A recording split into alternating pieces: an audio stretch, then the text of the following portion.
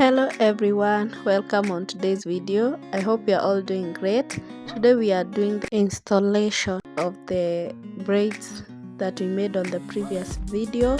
So if you have not checked it out, kindly do so. Hope you are going to enjoy this one and to try it as well. Kindly don't forget to give this video a like, share with friends and family. Subscribe if you have not, and click on the bell icon as well so that you will be notified whenever I upload a new video. See you on the next one. Enjoy!